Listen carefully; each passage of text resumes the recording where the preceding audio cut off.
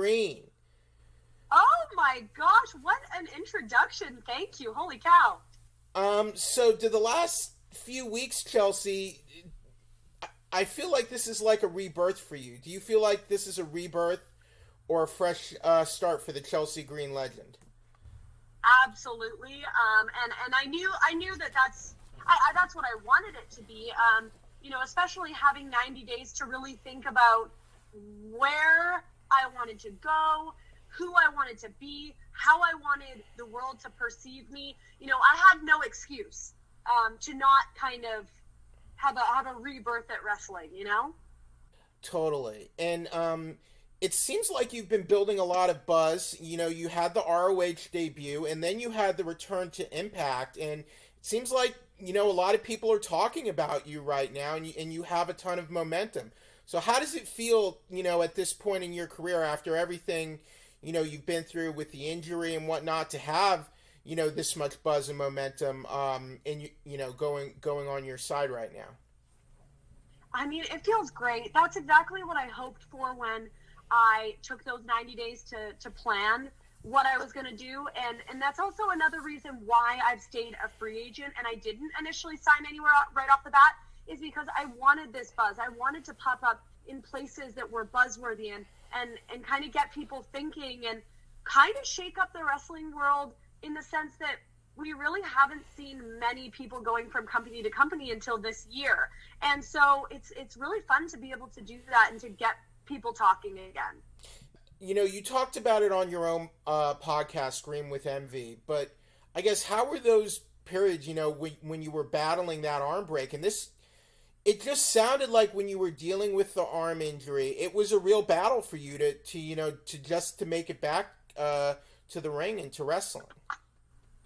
The first time I broke it in NXT, it was live in front of the audience. That was kind of the first injury I've really had with wrestling. Or I guess the first setback when, I'm on TV and I'm getting momentum. And so that bugged me, but the recovery was quick. The second time is kind of where everybody saw me drop off the face of the earth, literally live on SmackDown. That one was tougher because I saw the light at the end of the tunnel, which was that main roster contract, that main roster buzz, that main roster push. And so it was kind of hard to bounce back from that, because I was in a different place emotionally.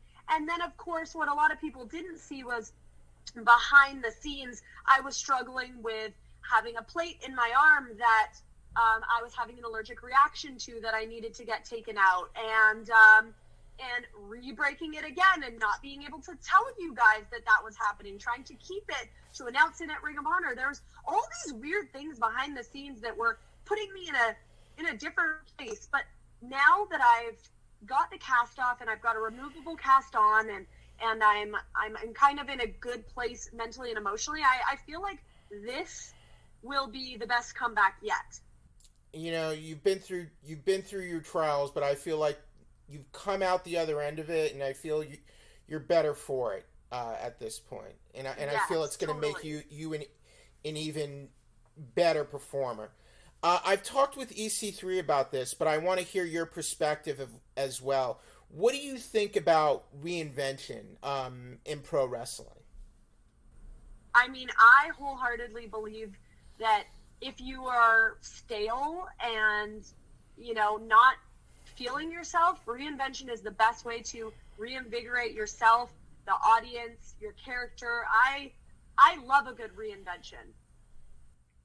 Now, in the women's title tournament for Ring of Honor, when the winner is crowned, I think you should get the first shot, and you'll be the next ROH Women's Champion.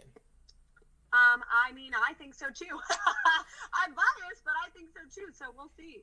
Okay, but what do you think about the tournament, the competitors in the tournament? Have you been scouting them at all? And do you think this will be a great tournament for women's wrestling and just wrestling in general? Yeah, I absolutely have been checking out every single competitor in the tournament. I'm so impressed with the diversity of this tournament. We have got veterans, we've got newbies, we have got women from all over the world, women of all different shapes and sizes, and that's what we need to see in a tournament. Like, I don't want to look at the brackets and be able to easily choose who is going to win this tournament. And I truly think that with the Ring of Honor Women's Championship tournament, you cannot make predictions right now, as hard as I try. But yeah, I will be sitting ringside for most of the tournament. If not doing commentary, I'll be backstage, sitting and watching every match. So I'm just checking out my competition to see when we crown that champion, who I'm going to be facing off against, hopefully.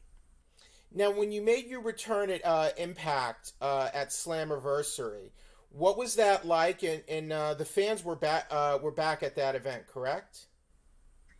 Yes, they were. It was the first time that we've had fans back at Impact in a year, a really long time. So, what was it like to have that special appearance, and also to have fans present as well, and to kind of feed off of that energy? It was amazing, and it was everything I could have asked for from Impact. It was just, oh man, having the fans back and being back in the Impact Zone and being with my fiance and my best friends and all my old coworkers. Like, I had such an awesome, positive time when I was at Impact, 2017, 2018, 2016, whatever it was.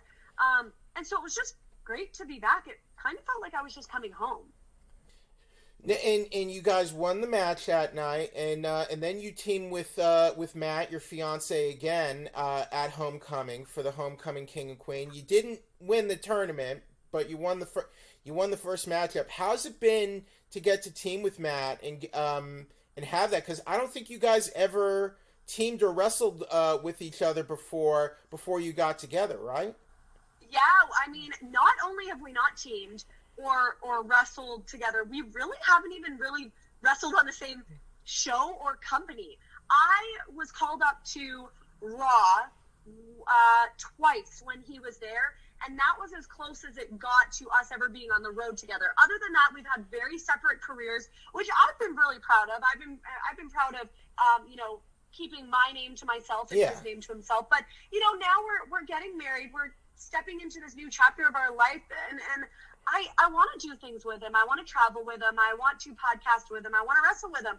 And so it was really cool to be able to win the match and then have him kind of pick me up and hug me and kiss me and like congratulate me right there. I've never had that moment and felt that moment. It was awesome. I mean, I will say, wrestling or even working with your significant other is not easy, right. But I really think we're on a good path to making it work. Did he have to get an earful about that Bloody War in GCW? Because goodness gracious. Oh, I mean, yes, he absolutely did. And me cleaning him up, like, I was so annoyed with him, but also trying to take care of him.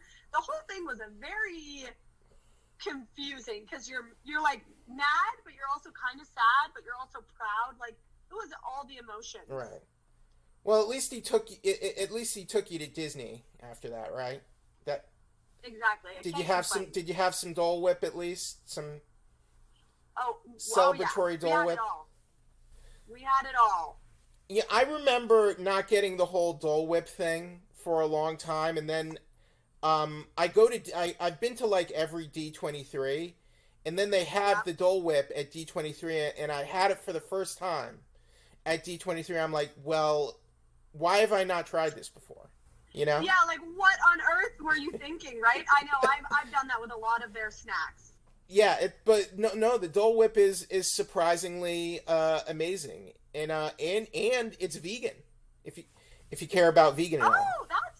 That's interesting. I didn't know that, but I will tell Allie that. Allie is vegan, AEW Allie, and so that'll be interesting for her to hear. Because it's all non-dairy, actually. It's all non-dairy, is what I found out. And I didn't think about that. Well, look, we had churros, we had corn dogs, we had popcorn. Like, seriously, we had everything. Now, going back to NXT, did you like how your NXT went and your early storylines with the Robert Stone brand? I mean, I loved working alongside Robert. I really get along with him on a personal level, and so I think we work really well together. I would love to work with him in the future, wherever that may be.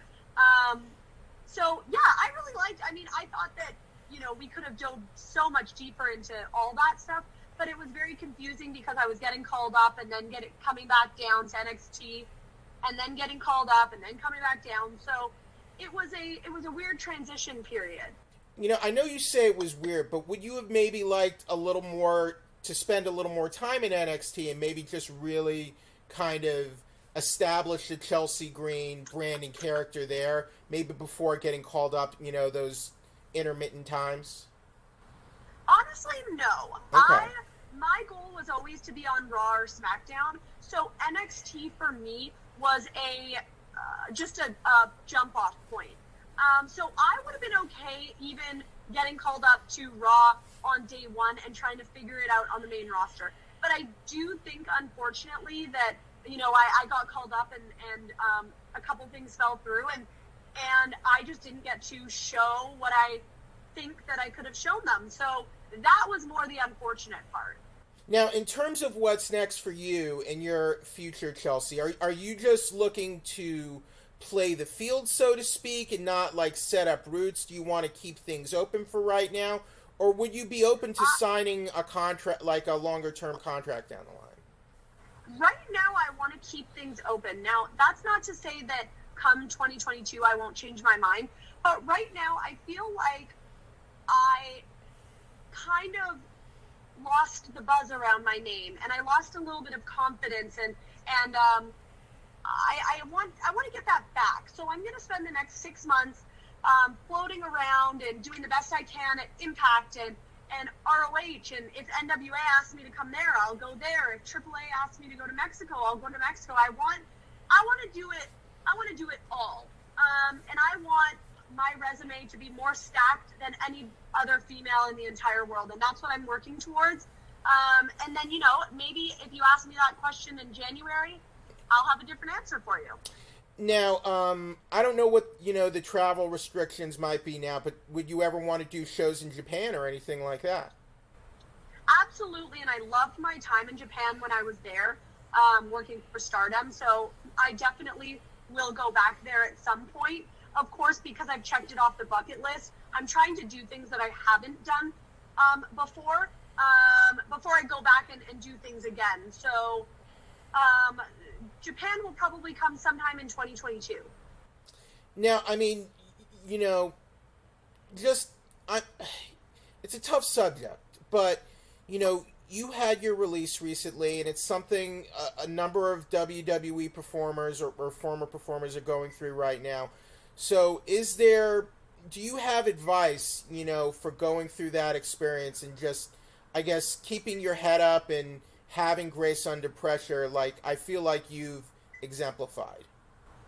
Oh, well, thank you. I definitely think for me, what helped, and a lot of people, I know that a lot of my girlfriends who were released, they needed time to just relax, time to breathe. For me, what helped was putting my head down and grinding. You saw, I was released, and even before I put out a statement, I put out a Pro Wrestling Tees store. I put out new t-shirts. I announced my podcast. I all these things, I kind of hit the ground running because that's what makes me happy. And I think in those moments where we lose something that's so precious to us, like our goal and our dream of being a WWE superstar, you really have to focus and hone in on what makes you happy. Other than this wrestling thing, what can I do to keep my spirits up? And at the end of the day, whatever it is that makes you happy, you can make a job out of that. You just have to figure out what it is. And for me, I've learned that that's podcasting. Right, and you have a tremendous podcast, Green with Envy. Now, I also got to tell you, I was on the floor when Matt, as Zack Ryder, did that video, and he bought the Big Boss Man figure for $5,500, and then you saw like the credit card statement, and you're like, that's 5,500 nights he'll be sleeping on the couch.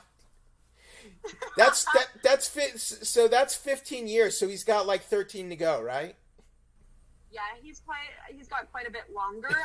He will definitely be fully gray by the time he's allowed back in the bedroom. Exactly. But that was just the funniest thing. So I'm sorry he spent $5,500 on a Big Boss Man. Don't remind me. But it was kind of worth it for the comedy and your reaction, you know? Okay, well, good. At least you guys get a kick out of it. Right. Great. But that said, how did it feel when you got your own action figure? Oh man. I mean, I was shocked. Like, I felt like I did nothing that deserved an action figure at all. And so that was such an amazing surprise for me and for, you know, the guys to reveal it to me on the Major Wrestling Figure podcast. It just made it even more special. And I'm just so obsessed with my two little figures. And, you know, no matter what happens in life, I'll always be able to show my kids and my grandkids that, you know, mommy was a wrestler and grandma was a wrestler, and these are her action figures, you know, and that's like such a cool thing to be able to say. Now, I know you like Disney. I'm also curious, do you like Loungefly or Funko at all? Okay, so I do have some Loungefly products. So yes, I definitely do. I'm not a huge Funko girl, but I can appreciate them because, of course, I've got a room full of them. Right.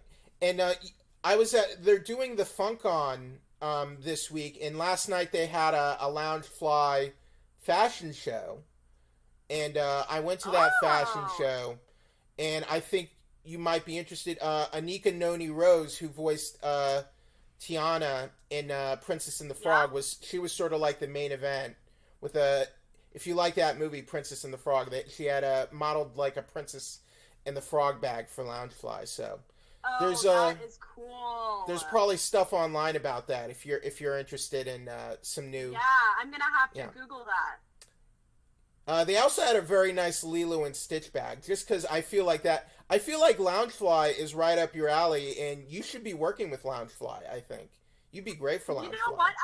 I actually never thought of that, but I absolutely love Loungefly, and now that you say that, I probably will reach out to them. And how are the cats doing and everything? I love your guys' cats. So we've got the 3 cats, we've got the 2 dogs. Life is crazy at our house. It is an absolute zoo, but I think that's the way that Matt and I, we love it. And it's hectic, but we wake up with all the animals in our bed, and it's the best thing ever. Okay, great. And last thing, Chelsea, if you have any merchandise or, you know, your T-shirts or your own podcast or any other projects you're working on that you'd like to share with our listeners, I'd very much like to give you the time to share that with us. Yeah, so, you know, all of my my podcast, my Pro Wrestling Tees store, my video messages, my merchandise store, all of that is available through the link in my bio on Twitter, which is @I'm Chelsea Green, and on Instagram @Chelsea A Green. And, you know, if you guys have time, my podcast is super short. It's like 35, 45 minutes. And you can listen to that on all digital streaming platforms. The podcast is called Green with Envy. Chelsea, this has been a wonderful experience for me. Thank you so much for your time today. I really appreciate your time, and I can't wait to see what you're going to do next. And I know you're going to do great things, and I'm happy for you that I feel like you've got this momentum back on your side, and I'm very excited for you because I feel like it's just going to keep building from here. Thank you so much, and I appreciate you taking the time to chat with me.